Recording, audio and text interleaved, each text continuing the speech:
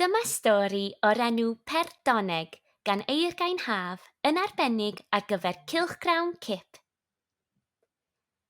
Roedd Cerys Mai wedi bod wrthi fel lladd nadroedd yn helpu ei thad i wagio tŷ anti-Ginny. Hen fodryb i Cerys oedd anti-Ginny ac roedd yn byw mewn bwthyn bach ar gyrion y pentref. Ers pan oedd yn ddim o beth, roedd Cerys wrth ei bodd yn cael mynd i dŷ anti-Ginny i chwarae yn yr ardd enfawr ac yna cael te bach prynawn a blasu ei chacennau bendigedig.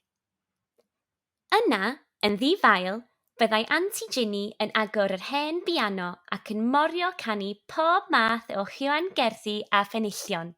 A diolch i anti-Ginny am ei dysgu, roedd gan Cerys Mai llond cwpwrdd cornel o gypannau a medalau yr oedd wedi ei hennill mewn eisteddfodau bach mewn cystadlaethau canu ac enawd piano. Ond chydig fisoedd yn ôl, fe syrthiodd anti-Ginny yn y tŷ a bu'n rhaid iddi fynd i'r ysbyty ac yna symud i fyw i gatref gofal. Teimlai Cerys yn drist iawn, ac mwyn codi ei chalon, fe drefnodd ei mam iddi gael sgwrs dros FaceTime a'i hen fodryb. Roedd yn teimlo'n well wedi hynny o wybod bod anti-Ginny yn hapus ei byd yn ei chatref newydd ac yn diddanu pawb gyda'i chanu. Roedd yn ddiwedd cyfnod ac roedd gwagio'r tŷ heddiw yn atgoffa Cerys o hynny. Roedd ei thŷ mewn yn gymysg o deimladau chwerw felys. Be fydd yn digwydd i biano anti-Ginny? Gofynnodd Cerys Mai i'w thad, wrth iddo helpu'r dynion i lwytho'r offeryn o bren derw melyn ar gefn y lori. Mi fydd yn mynd i'r warws yn y dref, atebodd ei thad, a thibiodd Cerys iddi glywed ting o dristwch yn ei lais. Shed fawr oedd y warws, yng nghefn y siop oedd yn gwerthu pianos yn y dref. Sylwodd Cerys Mai ar y rhesi o bianos newydd sbon danlli oedd ar werth yn y siop. Rhai o bob lliw a llun, rhai brown, melyn, du, gwyn a hyd yn oed un pinc. Pob un o bren mahogany neu dderw yn sgleinio ei hallweddellau fel rhesi o ddanedd ifori. Golygfa wahanol iawn oedd hi yn y warws. Roedd degau o bianos yna a phob un ohonynt yn amlwg wedi gweld dyddiau gwell. Roedd rhai yn grafiadau i gyd, rhai eraill heb gefn iddynt gan ddangos y tannau fel rhes o esennau. Roedd nodau ar goll ar allweddellau rhai ohonynt, gan wneud iddynt edrych fel cegau ddiddannedd hen wrachod. Roedd yn olygfa drist iawn, a meddyliodd Cerys, tybed pwy oedd ei perchnogion, pwy fy'n canu wrth ei yml, a pha hanes oedd iddyn nhw.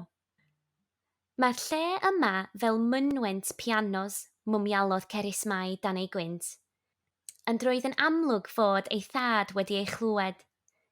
Gwasgodd ei ysgwydd yn garedig.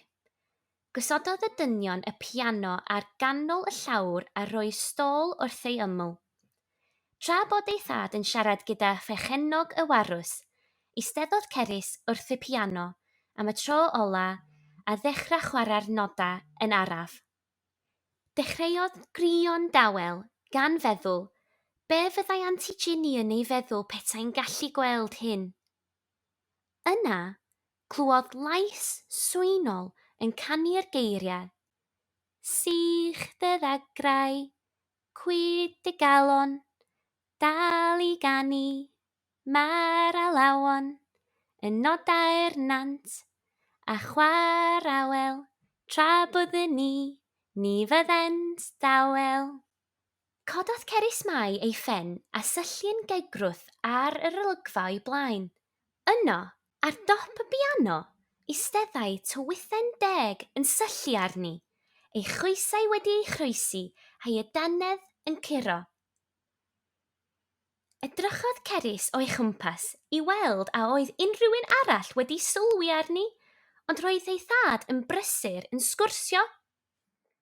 Perdoneg ydw i, Ac rydw i yma i ddweud wrtho ti, nad oes yn rhaid i ti ddigaloni. Rydw i un o'r tywydd teg sy'n cadw'r gerddoriaeth yn fyw. Rhwbiodd Cerys Mai ei llygaid eto. A'i breuddwydio oedd hi. Gwenodd y dywythen deg a pharhau i esbonio. Bob nos, mi fydda i a fy ffrindiau yn casglu sain y nodau o'r hen bianos yma. Yna, mi fyddwn ni yn ei gwasgaru ar hyd y wlad i bawb ei glywed a'i mwynhau, yn awelon yr awel, tonau'r tonau, a melodiau'r meisydd. A phiano Antigini, mentrodd Cerys ag ofyn. Paid â phoeni, mi fydd ei nodau yn dal i ganu, dim ond i ti gleistfeinio, ac mi fydd y pren yn rhan ohonot. Edrychodd Cerys yn ddryslyd, ac roedd ar ffin holi Perdoneg i esbonio mwy pan alwodd ei thad arni o ben arall y warws. Cerys, mae'n amser i ni fynd. Iawn, dod rwan, atebodd Cerys, ac edrych i fyny i ben y biano i farwelio gyda Perdoneg. Ond roedd y dywythen deg eisoes wedi diflannu. Doedd Cerys dal ddim yn siŵr os mae wedi dychmygu'r cyfan oedd hi. Caeodd gaiad y piano bach yn ofalus a thynnu ei bys ar hyd y pren yn hyreithus. Cerddodd at ei thad heb edrych yn ei hôl. Ychydig wythnosau yn ddiweddarach, fe gyrhaeddodd bocs tal a thrwm y tŷ gydag enw Cerys Mai ar y label. Roedd yn rhaid iddi ofyn am help dad i'w gario ac am rhyw reswm fe eith yn tai ar parsel yn syth i'r ardd.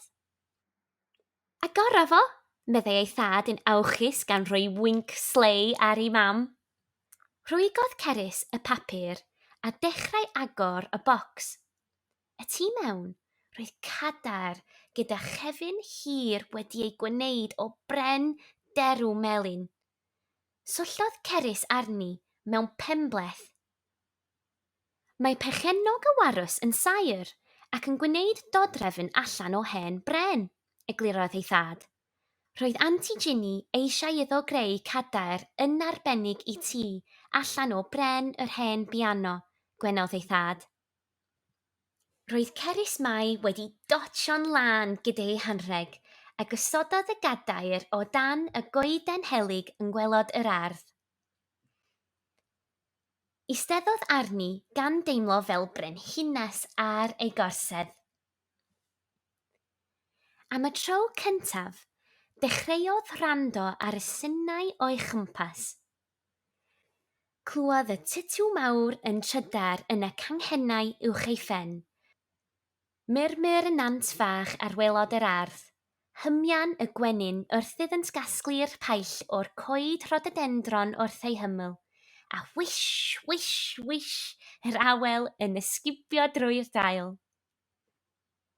Gwyddai Cerys mae Perdoneg a ffrindiau oedd yno yn gwasgaru nodau per piano Antigini o'i chympas, a chanodd ei chalon gyda balchder.